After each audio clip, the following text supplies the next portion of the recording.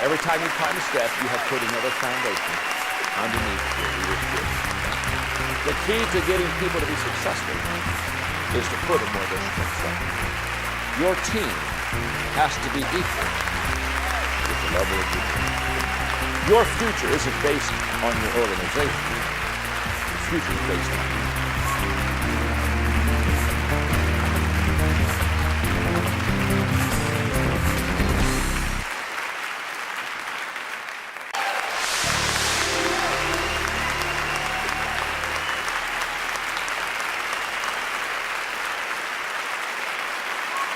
Today I would like to talk to you on the subject of 5 levels of leadership. In my book, The 21 Irrefutable Laws of Leadership, I talk about the law of influence. The law of influence basically says the true measure of leadership is influence, nothing more, nothing less. You see, the number one question I think of a leader who really wants to lead others is this question: how do I increase my influence with people? In other words, very simple. If I'm to be a good leader, if I'm to be an effective leader, I have to influence people. And I spent a lot of time helping people understand that leadership is influence, nothing more, nothing less, and that if you really want to increase your leadership ability, increase your influence ability. That's really key. In fact, I wrote a book a few years ago that just talked to you about how to increase your influence. It's called Becoming a Person of Influence. I talk about 10 ways to increase your influence in that book because I want to help people understand that as you increase your influence, you increase your leadership. Leadership's not title, it's not position, it's influence. Nothing more, nothing less. In this session, I'm going to share with you the 5 levels of leadership. And when I talk about the 5 levels of leadership, I could just as well be talking about the 5 levels of influence. I use those 2 words interchangeably.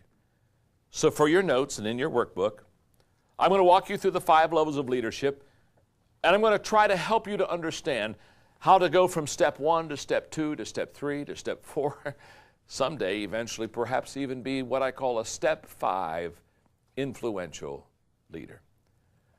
Let's go to the first step. Let's go completely down to the ground floor. On level number 1, the key word is position. You see, at this level, you have a certain position. You have a job. You have a job description. You have a title. People have given you a position of which,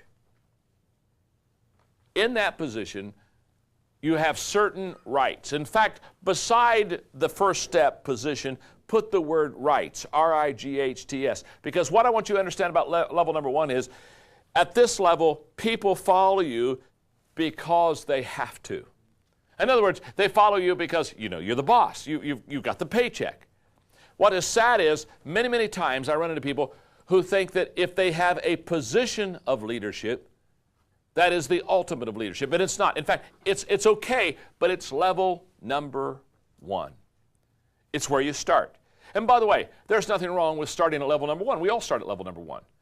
But what's sad is when I run into people who are stuck on level number 1. They're still trying to lead people by position. They're still trying to say, this is my job and your job is to follow me. And they're frustrated because what happens is people will follow you, but they don't want to follow you. They only do that because you have leverage on them.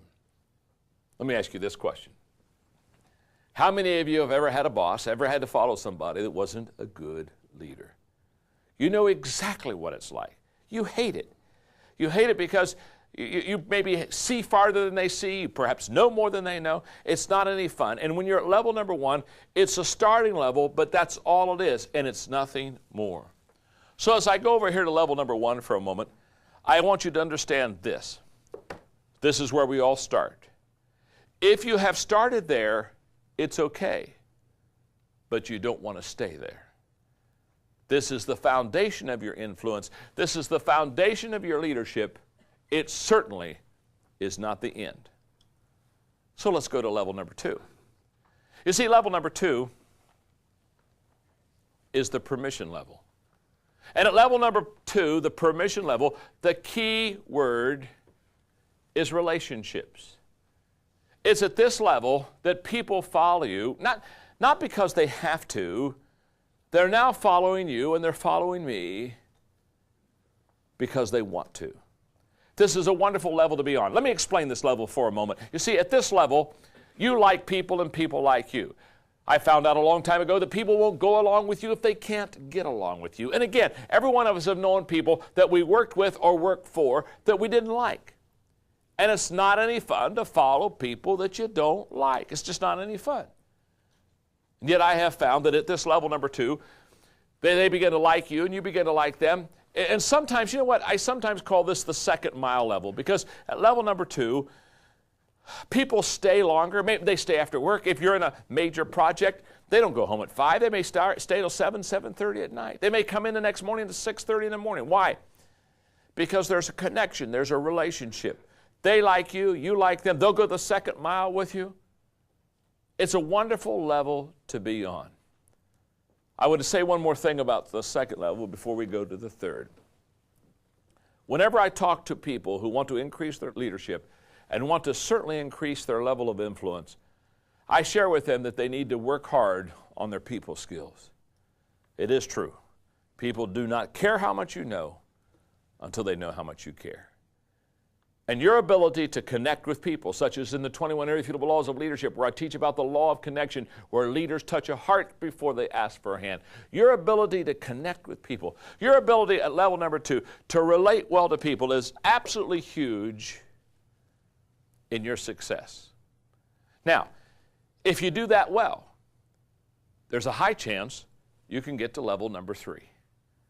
Level number 3 is called the production level. And at level number 3, the key word is results. What you're going to find at level number 3 is people follow because of what you have done for the organization. They follow you, they follow me because of what we have done for the organization. Now, this is absolutely huge. In other words, they basically describe you kind of like this. Before John came to this organization, we financially weren't doing good. Our bottom line wasn't good. Our profit wasn't what it should be. Now, all of a sudden, the profit's getting good. The bottom line's a lot better. The morale's up. Now, when they start talking about you in terms of endearment and kind of with a sense of respect, you know that you're on level number 3 because the company is growing because you're leading. Now, at level number 3, the production level, something wonderful happens to your organization. At level number 3, momentum kicks in. This is where you get the big mo going for you. This is where you get this winning feeling. You get this winning environment, this winning atmosphere. You're kind of ready to take on anything that's in front of you. You're ready for a new challenge, a bigger challenge. Why? Because you're getting success now under your belt. People are feeling good about themselves. People are feeling good about you as the leader. A lot of self-confidence, good attitudes. All this happens at level number 3 when you begin to produce for your organization. Now, a lot of times, and sadly, I see this happen all the time in organizations, a lot of companies stop at level number 3. They think getting some bottom line profits and just having good morale is kind of the essence of what the company should be all about. But I'm here to tell you, as I teach leadership all across the country and literally internationally, my goal is not just to get you to level 3, because if you get to level 3, you're doing well, but there's so much more potential that you have. I want you to go to level number 4. In fact, it's my goal to get you to level number 4. You see, the 4th level of leadership, the 4th level of influence, is the people development level. And at level number 4, when you're developing people, the key word is reproduction. Now you're beginning to reproduce yourself. In fact, I want to make sure you understand the difference in these levels. You see, at level number 4, the people development level, people follow you because of what you have done for them. Now notice the difference. At level number 3, people follow you because of what you've done for the organization. At level number 4, that people follow you because of what you've done for them. Now, all of a sudden, you're developing your people. You're making them better. You're training them. You're equipping them. You're building into their life. You're adding value to them. Here's the difference. If I belong to the XYZ company, And at level number 3, you've been the leader now for 5 or 6 years, and we're making good profits, and we're all collecting some good dividends and decent salaries, the whole deal. I really follow you as a leader because of what you've done for the organization. But let me tell you, you come to me and you say, John, I want to develop you as a person. I want to develop you as a leader. I want to train you. I want to equip you. I want to make you better. And all of a sudden, you start as one of the leaders of the XYZ company. You begin to pour your life into me. Now, let me say something. 6 months, 8 months, a year from now, wow, I begin to grow. Man, my wife says, John, you're getting to be a good leader. And the people in my department, they're doing better with me, and I'm doing better with them. Now, let me tell you something. At level number 4, when you start developing me, and at level number 4, when you start developing the people in your organization, let me tell you what happens there. Just as at level number 3, momentum kicks in and the company's feeling good about itself, at level number 4, loyalty becomes a key factor. You see, at level number 4, because you're developing people, they become very loyal to you because they begin to see themselves and say, I am much better now than I used to be. I'm performing at a higher level. I'm getting a better return. And they'll look to you and they'll give you the credit. Now, I want to stop here for a moment because my commitment in teaching leadership is to always get you to level number 4. Because here's what I know. If you have the position or the title, and if you relate well with people and they like you and you like them and so you get along so you can go along, and if you're giving good bottom line results to the company that you're working with, and if you're developing people, you are now beginning to layer your leadership in such a way that you have a foundation that you can do incredible things for yourself, for others, and for your company. And at level number 4, I've been privileged to be there for many years with a lot of key players in my companies. And I can tell you how I feel toward them and how they feel toward me, no feeling can replace. I love them. I believe in them. Their success becomes my success. I laugh with them. I cry with them. We take trips together. We enjoy being together. There's a relationship that you get at level number 4 that's much better than level number 2. And let me explain the difference. At level number 2, when we're having a good relationship, we just like each other. At level number 4, we not only like each other, we're having success experiences together. And we have stories to tell. We have victories to talk about.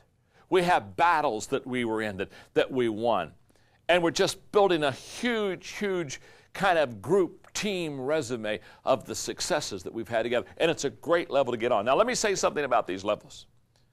Level number 1 is given to you. You join a company. Levels 2, 3, and 4, you must earn. If you do the middle 3 correctly, if you relate well with people, if you produce, if you develop others, if you do those first 3, if those middle 3 well, let me tell you what happened. Just as the first one is given to you by the company, here's what I love. The last level will be given to you by the people. For level number 5 is the personhood level. And the key word is respect. You see, at level number 5, people follow because of who you are and because of what you represent. In other words, let me explain it to you this way. You have done it so well with so many for so long that after a while you find they are literally lifting you on their shoulders. It's almost like the team does for a winning coach after they win a championship, and they pick them up and carry them off the field. To be truthful with you, if you do those first 4 levels well, there's a time when your people will pick you up. You never need to declare that you're on level number 5. The people declare it for you. It's a wonderful level to be on. Somebody says, well, how do I get to level number 5? It's very simple. Do the first 4 levels well. If you do the first 4 levels well, number 5 is automatic. Now, if I were you and I was taking these notes and I just listened to the 5 levels of leadership influence, the question, I would begin asking myself some questions, and I would begin to want to pull out some truths and principles that are huge. Let me give you 7 things that I want you to know about climbing the steps of leadership. Number 1, the higher you go, the longer it takes. Now, I don't even think I need to explain that to you. You understand that, don't you? You don't get to level number 5 immediately. In other words, you don't walk into your company, get on level number 1 and say, oh, well, this is good on Monday. Could I be on level 5 by Friday? No, by Friday you get to find out how to get to your office without getting lost. It takes a while. Remember, we're not trying to microwave leaders, we're trying to crock-pot them. This is a crock-pot process. It's a fact that it's going to take a while for you to go from level 1 to 2 to 3 to 4 to 5. It's going to take a long time. The second thing I want to share with you is this. The higher you go, the higher the level of commitment. And the higher the level of commitment is both your commitment to your people and their commitment to you. For example, if we go back to level number 1 for a second, when people follow you because they have to, they're not highly committed to you. They're not highly committed to following you. But every time you go up another level, your commitment to them and their commitment to you increases. That's why when people look to me and they say, John, I want to get a high level of commitment with my people. See, they're working on the wrong thing. They're working on getting commitment out of their people. They ought to work on climbing the levels of influence with their people. Because when you get to level number 4, the commitment is there. The third observation I would like to make is the higher you go, the easier it is to lead. Some people ask me, sometimes they say, John, is it possible for leadership to get easier? My answer is always the same. Of course it is. Every time you climb those steps, it gets easier, and let me explain why. Every time you climb a step, you have put another foundation underneath your leadership belt. So people at level number 4 that are with you because you've developed them, oh my goodness, they're much more quick to follow you than people who are just at level number 1. Fourth observation, the higher you go, the greater your success. The greater your success, the greater the success of the company. It just not only gets easier to lead, it gets a lot more profitable. Number 5, you never leave a level below, you build on it. Now, let's go back and look at the levels for just a second. And probably if I could, I would literally put lines here, because what I want you to understand is every time you go to another level, you're stepping and deepening your foundation. So as the higher you go, the more foundation you have underneath of you. And what I want you to realize is that you never leave level 1 when you go to level 2. You're still at level 1. You're just on level 1, but you happen to be also on level 2. So each time you go another level, when you're on level number 3, what it means is you're on level 3 with some people, you're on level 2 with some people, and you're on level 1 with some people. So here's what I'm saying is, when you get to the production side and you start producing results, you don't say, thank God I'm on level number 3. And I don't have to fool with that permission relationship level anymore. Boy, that was tough. I'm glad I'm not doing that anymore. Thank God, now I don't care what people think, I'm just going to produce. No. Remember this. If you ignore the level that you just left, that level will pull you down every time. Observation number 6. As a leader, you won't be on the same level with all of your people. Let me illustrate. Let's say you have 100 people in your company. All 100 of them are on level number 1 with you. Does that make sense? You've got the title, you got position. But when you go to level number 2, which is relationships, not all 100 people will go up to level 2 with you. There'll be a few that stay at level 1. So for teaching's sake, let's say that if you have 100 people at level number 1, let's say 80 people go to level number 2. 20 people stay behind. Okay, now those 100 people are still with you. They're just on level 1, but 80 of those people are on level number 2. When you start producing and giving results, not everybody's going to produce, not everybody's going to give you results. So let's say, again, you leave some others behind. So you go from 80 to level number 3, you got 60 with you. When you go from level 3 to level 4, where you start developing people, let's say you only have 40. Now here's what I want you to see. At every level, you have different people with you. And the higher you go, the less people that you have with you in the levels of leadership. Does that make sense? Yes. Now, this is very important. And what makes this important is this. When you cast vision, many times I've seen this, where leaders, presidents of organizations, have cast the vision and they get different responses from their people. In other words, they'll cast a vision and one person says, my goodness, this is a great vision. I can hardly wait to roll up my sleeves. Another person says, boy, I can hardly wait to leave the company. And they'll come to me and they'll say, what happened? You know, I was in the same group with the same people at the same time, casting the same vision, and they have all these different responses. Now, here's what I want you to see. People will respond to your vision, they'll respond to your leadership based on the level you're on with them. Let me explain. I have 100 people in my organization. I have 100 people on level number 1 with me. I have 80 on level number 2. I have 60 on level number 3. I have 40 on level number 4. Now, let's say that I'm asking for a huge commitment. Here's what I want you to know. The people up on these higher levels, they'll commit quickly and they'll commit deeply because they've taken the journey with me. The people on level number 1 who are following me because they have to, they won't be near as deep or near as committed to me as people on level 3 or 4. Does that make sense to you? Yes. I want to make the final observation and then drive home the point. The 7th observation is you must work to carry other leaders with you up the steps. Very simply stated, it's important for you to take what I call your inner circle. In the 21 Irrefutable Laws of Leadership, one of the laws is the law of the inner circle. The law of the inner circle basically says those closest to you will determine the level of your success.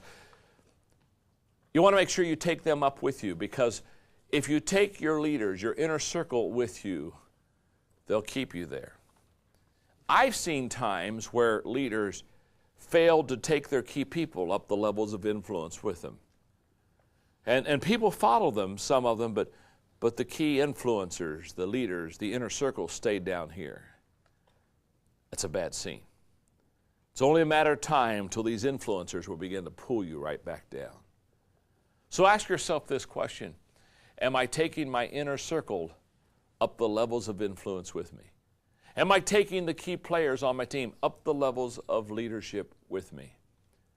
It's important for you to go up the levels, but it's important for you to take especially the key people up those levels with you. One more thought on the 5 levels of leadership, and then I want to do some teaching, especially on the 3 middle levels. I would encourage you, on your own, to really study the 5 levels of leadership. If you want to know more about it, I would encourage you to pick up a book that I wrote in 1993 called Developing the Leader Within You. I have a whole chapter just absolutely committed to teaching the 5 levels of leadership.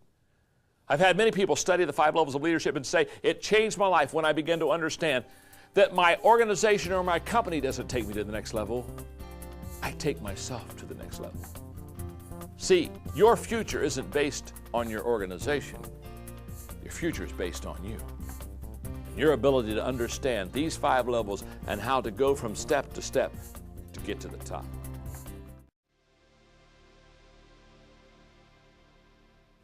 So let's talk about what I call the 3 key levels out of these 5 levels of leadership, the 3 key levels of influence or leadership. Now, I've already said, number 1 is given to you. Number 5 is automatic. In other words, the company gives you level number 1. The people give you level number 5. But you've got to do numbers 2, 3, and 4 well. Level number 2 is the permission level. That's your ability to connect with people. Level number 3 is the production level. That's your ability to lead people and the organization. And level number 4 is the people development level. In other words, your ability to grow and train people. Let's take a moment and let's make sure that we get all these levels under our belt. Let's talk first of all about level number 2, the permission level. In other words, your ability to connect with people. Fred Smith said it well. He said, leadership is getting people to work for you when they're not obligated. I was doing a President's Day for Johnson Controls a few years ago. They basically brought in companies that they work with, and they take and give a day to the presidents of all these companies, a leadership day. And so they asked me to come in. In fact, they asked me to come in and teach the 21 irrefutable laws of leadership to about 150 CEOs and presidents. And I'll never forget this, because we were in a question and answer period, and one of the presidents of the company raised his hand and said, "John, I got a question to ask you." He said, "I have about 5 or 6 really good leaders." And he said, "I'm trying to get ready to bring one of them up to a whole new position." And he said, "I don't know which one is the best leader." He said, "Do you have any suggestions of how I can know who my best of the 6 leaders would be?" I said, "Yes, I do." I said, "What would happen if you took those 6 leaders and went into your community and put each one of them in charge of a volunteer community project?" In other words, said, "I want you for the next 6 months to lead this community project. I want you to lead this one." And they had to be volunteers. People weren't paid. It had to be leading volunteers. I said, "Here's what I want you to know. The best leader of the 6 will be the one who can most successfully lead volunteers." Let me put it this way. You never know what kind of a leader you are until you lead people who don't have to follow. Oh, so many times we use the paycheck and we use the leverage, and people say, "Well, okay, I'll do what you want me to do." And basically, you're not leading them, you're controlling them. But see, when you lead volunteers, when you lead people that don't have to follow you, and you can lead them successfully, you become absolutely huge as far as your ability to produce as a leader. Well, level number 2, the permission level, is exactly what I'm talking about. I remember last year I had the privilege of the King family asked me to speak for Martin Luther King's birthday and honoring him on his national holiday. And I remember as I was able to do that, what an honor it was for me to do that. And I explained to not only the audience, but the TV audience all across America, I said, what made him such a great leader is he created a movement out of people that didn't have position. They didn't have titles. They were just people that were hurting, and people, obviously, that had been taken advantage of. And I said, he became a great leader because he led by permission. He felt their needs, he saw their hurts, and he related, and he connected with them, and he took it from the bottom clear up to the top. That's what good leaders can do. Let me give you 2 connecting thoughts on level number 2, permission level. First connecting thought is this. Connecting with people begins with caring for people. If you want to connect with people, you got to care for people. Let me put it this way. You can love people without leading them, but you cannot lead people without loving them. What I have found is that many organizations fail to understand this principle of connecting, and they have leaders who have not connected relationally with people. Look in your notes at the difference between high achievers and low achievers. I think this is awesome. This was a survey in the Wall Street Journal of 16,000 executives. They studied 16,000 executives, and this is what they came up with. High achievers cared about people as well as profits, where low achievers were preoccupied with their own security. In other words, boy, I just got to keep my job. High achievers viewed subordinates optimistically, where low achievers showed a basic distrust for subordinates. Are you seeing the difference? High achievers sought advice. They were listeners. Low achievers, they avoided communication. In fact, you know what low achievers did? They relied on policy manuals. Whenever you have a leader in an organization who basically is saying, we've got to rely on the policy manual, you do not have a leader. Notice the difference between high achievers and low achievers. Let me give you a second connecting thought that fits in with level number 2, the permission level. The second connecting thought is this one. Connecting with people continues by communicating with people. In other words, you keep connecting when you keep communicating. And I have found a very simple little method that I've used for years that helps me to keep connected and keep communicating with people. It's what I call the HELP method. All great communicators do the following 4 things to keep connected with their people. The letter H stands for hope. Very simply stated, They offer hope to their people. The letter E stands for encouragement. They come around and encourage them with their words and with their actions. The letter L stands for love. People really know that they care about them. And the letter P stands for personal value. Great leaders really increase the personal value of the people that were with them. The permission level is a huge level. It's one of people skills, it's one of relationships, it's one of connecting and getting along with people. Perhaps as we're talking about these levels of influence, this is your weak area. Then I would encourage you, spend some time with people that are relationally strong. Begin to develop a plan, a process for you to become better in this area, because here's what I know. Until people like you, they won't follow you. So you've got to connect with them relationally. Level number 2, the permission level, talks all about that. Let's talk about level number 3. The third level is the production level. And the production level talks about your ability to lead people and the organization. Now we're talking about results. And let me explain this when I start talking to you about results. Henry Ford was exactly right when he said, you can't build a reputation on what you're going to do. I know all kind of people that come around and say, well, I'm going to do this, I'm going to do this, and I'm going to do that. Now, I want to tell you something. You can't build your reputation on what you're going to do. You build your reputation on what you're doing. Peter Drucker one time said there are 2 types of people. There are some people that are into results, and there are some people that are into reasons why they haven't produced results.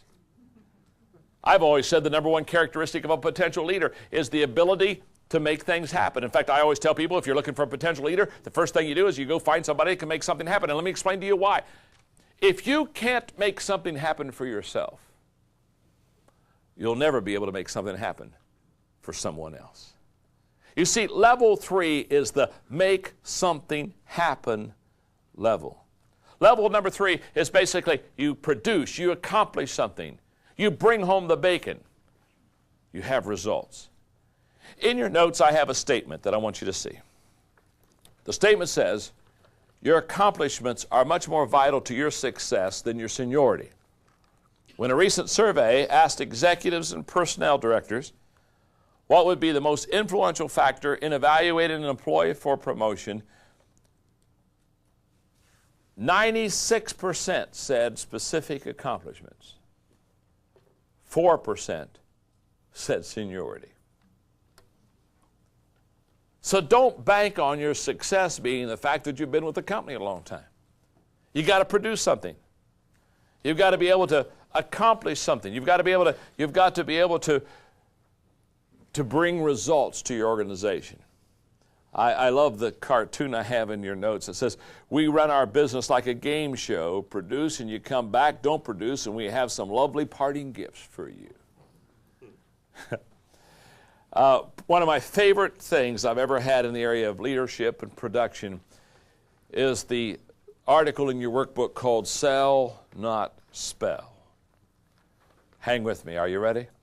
A newly hired traveling salesman wrote his first sales report to the home office. It so stunned the brass in the sales department because it was obvious that the new salesman was ignorant. Here's what he wrote.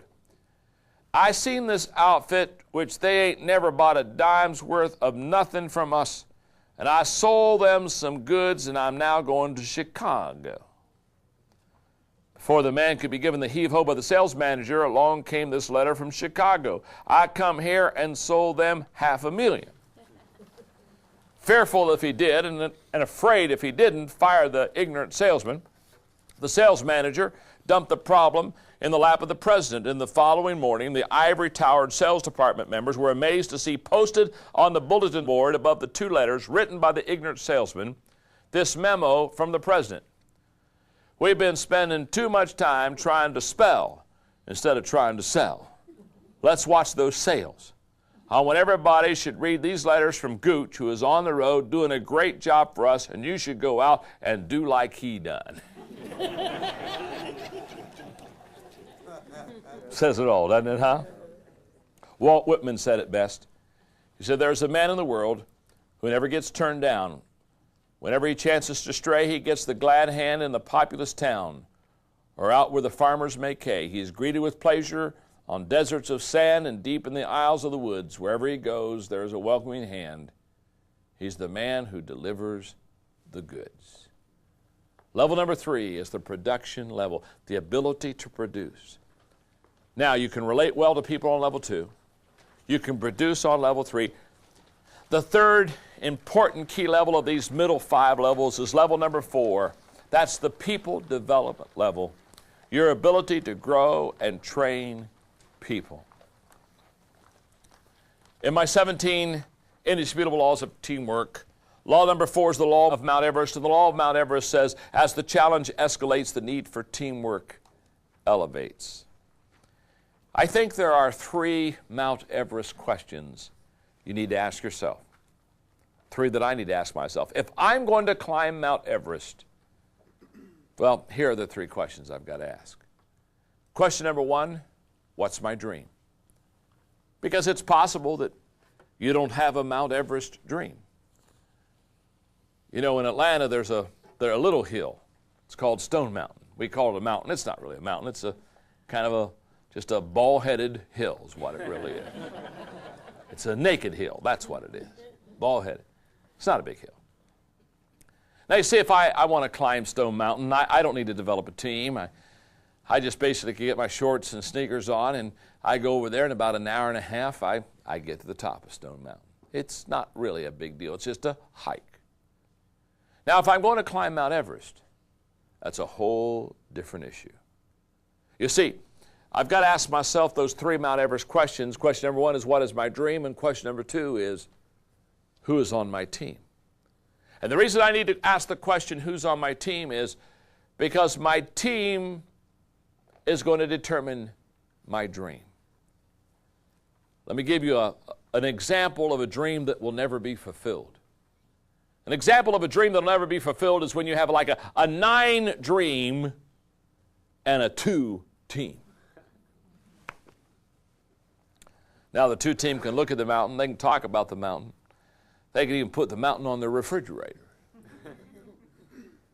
But they'll never get there. A 2 team doesn't climb a 9 dream. In fact, here's the way it should work. Your team has to be equal with the level of your dream. If you've got a 7 dream, you've got to have a 7 team. If you've got a 9 dream, you've got to have a 9 team. Your team has to be as good as your dream, or your dream will never be accomplished. So, I've got to ask myself the question, what's my dream? And I've got to ask myself the question, who's on my team? And most of the time, not all the time, but most of the time, you know what you're going to find? You're going to find your dream is bigger than your team. That's just the way it works. Because in the beginning you develop a dream and you're working on that dream, and then all of a sudden you realize that you've got to put a team together, and the team you put together isn't nearly going to be the size of your dream, so you've got to develop them. That's why you have to develop people. You've got to raise your people up to the level of your dream. But here's what I have found. Usually the dream is bigger than the team. Almost always. Which brings me to question number 3. What should my dream team look like? Get a picture of not only your dream, get a picture of your dream team. In fact, I would say if you're only going to have one picture, have a picture of your dream team. Because your dream team is what's going to deliver the goods for you. And it's at level number 4 that you begin to develop people. You see, again, if I were taking notes and I was looking at the 5 levels of leadership and I was understanding that level number 4 was people development, I began asking myself the question, what am I doing to develop people? What am I doing to build my team? How am I selecting them? How am I recruiting them? What am I pouring into them? How much time, how much money, how much energy am I investing into my dream team? Another one of the laws of the 17 indisputable laws of teamwork is law number 11. It's called the law of the bench. And the law of the bench says great teams have great depth. And you see, the future of a team can be predicted by 3 things. And I have found all you need to do is see 3 things to predict the future of any team. Number 1 is recruitment. Simply stated, who's joining the team. Number 2 is training. question needs to be asked, are the team members being developed? And the third issue is losses. Who's leaving the team? You know, I got to ask myself who's coming in, who's going out. And what I found about all organizations is this. All organizations is like sitting in the lobby of a busy hotel with a revolving door. People are coming in and people are going out. People are coming in and people are going out. In any company, any organization, that's exactly what happens. People are being hired and people are being let go. People are leaving, people are coming. It's just an in and out. The question is not are people coming in or people going out. I run people all the time and say, well, we're losing people. Well, sure, you're losing people, you're gaining people. That's the way it is. Here's the question. The question is not are you losing people or are you gaining people? That's not the question. The question is who are you gaining and who are you losing? Let's look at our people that we're recruiting and look at the people that we're losing. For example, let me tell you a company that's in trouble. A company is in trouble when 3s and 4s are coming in and 8s and 9s are going out. You're in deep weeds. A company is in good shape when 8s and 9s are coming in and 3s and 4s are going out. So the question is not, are you losing people? The question is, who are you losing? The question is not, are you recruiting people? The question is, who are you gaining? Who are you recruiting? So when I look at the future of a team, I ask myself, who are they recruiting? How are they training? And who's leaving them?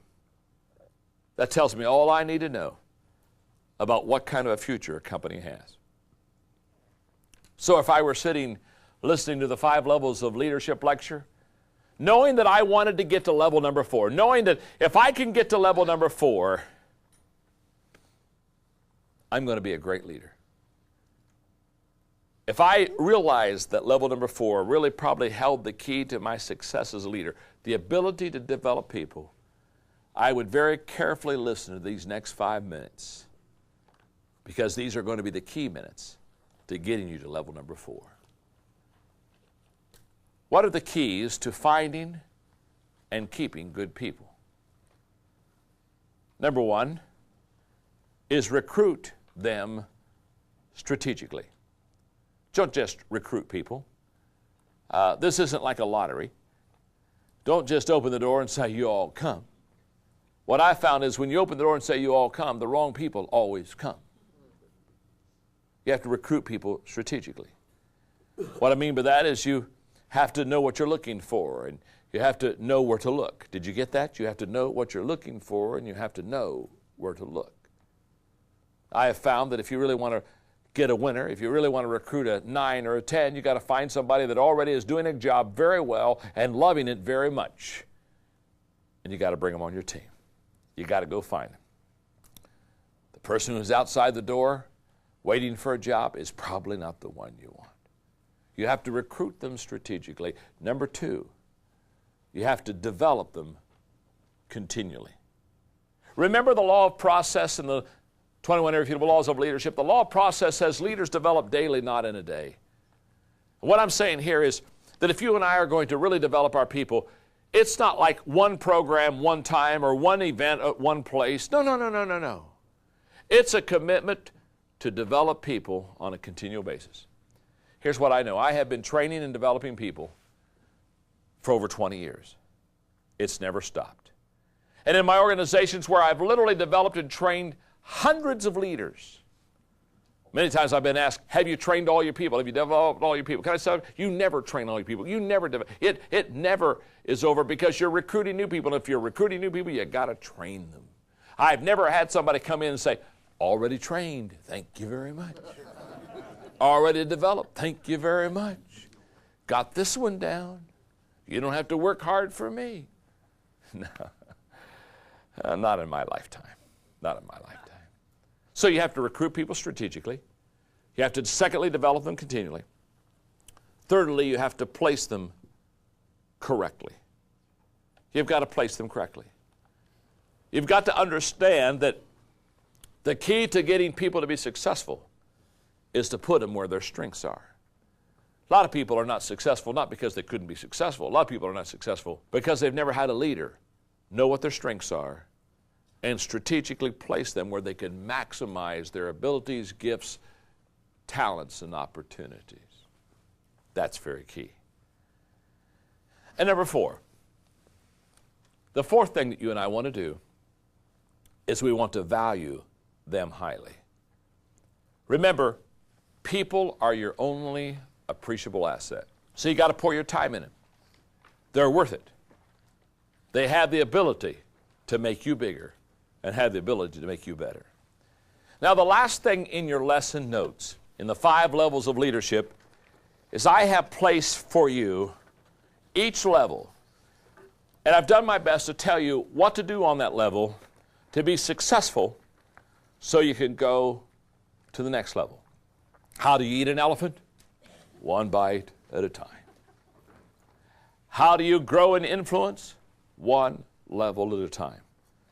So I want you to look at this on your own and know that on level number 1, there are a half a dozen things that you can do to be successful. And if you do that well, then you can go to level number 2 and you, again, follow through with your game plan there. And if you do that well, you can go to level number 3. And I have, again, successful characteristics at every level. I'm just trying to help you to know what you've got to put under your belt, what you have to do well to not only exceed, but how you can go to the next level. It's a very practical, step-by-step process that I want you to work out. And on step number 4, the same. And then we finally have step number 5. All of these levels are key. But if you would allow me on level number 4, because my passion is get you to the people development level, at level number 4, I would like to say the following things and just read this to you and comment in a couple of places. The first successful characteristic at this level, number 4, is to place top priority on developing people. They are your most valuable asset that you have. In other words, if I could walk into your life right now, if I could walk out through the people in this audience here today, and I could ask you one question, I wouldn't ask you one question because I'd have to ask you 2. Because the 2 questions I would ask you is, number 1, what's your plan to develop yourself? And question number 2 is, what's your plan to develop people? Now, you have to develop yourself first because you cannot give what you do not have, and the way to grow people is to grow yourself. So start with yourself. That's not being selfish. It's being realistic. Get on a personal growth plan for yourself. Continually listen to leadership tapes and watch leadership videos and read leadership books and continually absorb those things in leadership, because here's what I want you to know. You've got to learn how to go from one level to another, and as you grow from one level to the other, here's the good news. If I have grown to the people development level number 4, if I have grown to this level myself, here's what I want you to know. If I have grown there, I can grow people there. If I am there, I can take you with me. I cannot take you where I've never been. So if I don't know how to develop people, let's say I'm just good at relationships, I never produce, I never develop people, I'm just good at love. Can I tell you something? My people can go no higher than I can go. They can go no higher. If I'm on level number 2, people will only go to level number 2 under my leadership. So, very simple. Your growth determines the growth of your people. So the first question I'd ask you is, what's your plan for developing yourself? And the second question I would ask you is, what's your plan for developing your people? And at level number 4, place top priority on developing people. The second thing that will help you to be successful at this level is to be a model that others can follow. Be an example. Number 3, pour your leadership efforts into the top 20% because they're going to give you 80% of the return. Number 4, expose your leaders to growth opportunities. Training seminars such as this where you can help them to learn more about leadership. Number 4, equip leaders to equip others. And here's why I wanted to go to level number 4. Because before I close this teaching on the 5 levels of leadership, I want to make sure that you have down what I call the 5-step equipping process. How do you equip people? And how do you know that you've equipped someone successfully? Step 1, I do it. Step 2, I do it. You're with me. In other words, you're observing, you're watching me. It's show and tell time. I'm showing you how to do this. Step 3, you do it, and I'm with you. Now the baton has switched hands. In step number 2, I'm doing it, and you're watching me, taking notes, asking questions. In step number 3, you're doing it, and I'm watching you. I'm asking you questions, making sure you understand all the things that you're doing and performing. Step number 4, you do it. Too many times at step number 4, we think we've equipped somebody. We say, oh, good, now they're doing it on their own. No, no, no, no, no.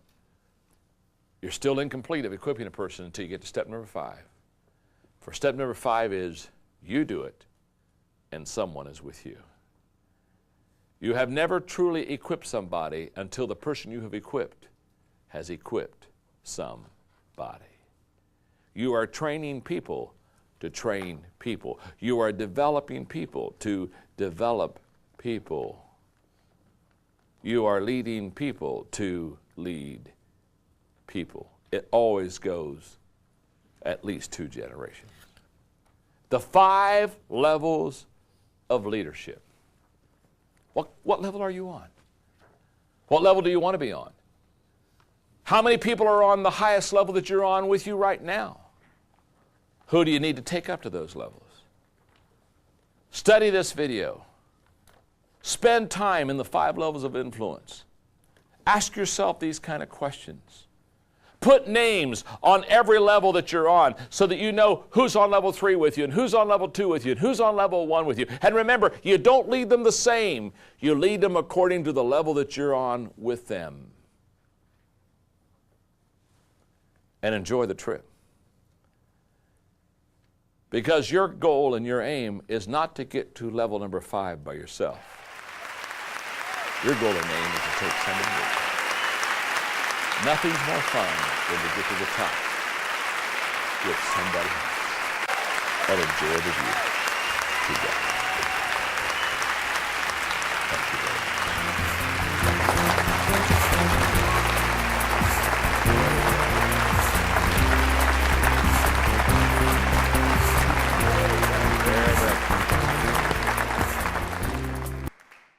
I hope you've enjoyed the 5 levels of leadership.